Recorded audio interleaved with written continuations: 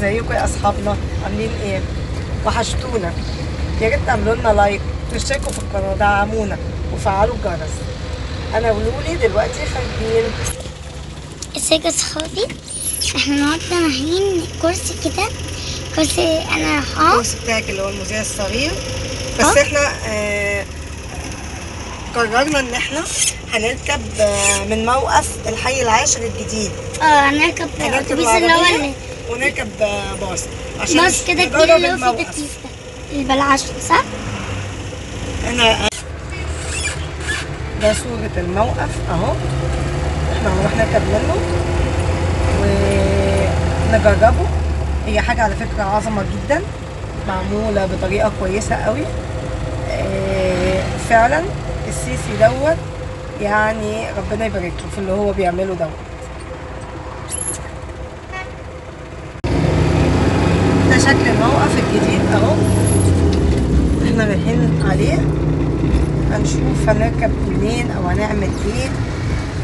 وزي ما انتم عارفين احنا دايما بنحب نجرب الحاجة الجديدة انا ولولي، فقررنا ان احنا نجرب النهاردة موقف الحي العاشر اهو الجديد. شكله طبعا ايه لولي؟ تحفة تحفة.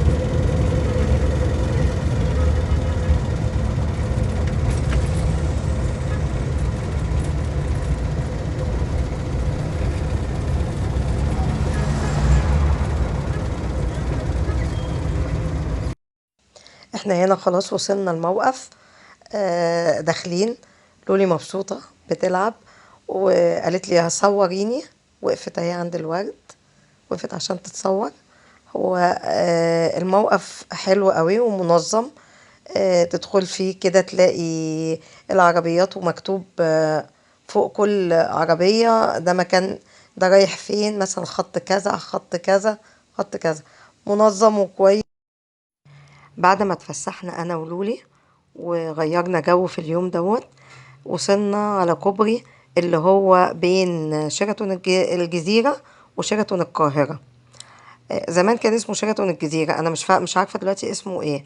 هو ده اللي انا قصدي عليه، والتاني شيراتون القاهرة هو ده.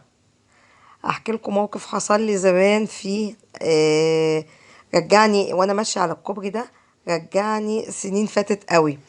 في مرة كنا بنتعشى هناك عند شيراتون الجزيرة، المهم ونزلنا منه من غير ما نقول لماما، ورحنا شيراتون القاهرة علشان خاطر شفنا منى عبد الغني كانت بتغني أغنية يلا يا أصحاب.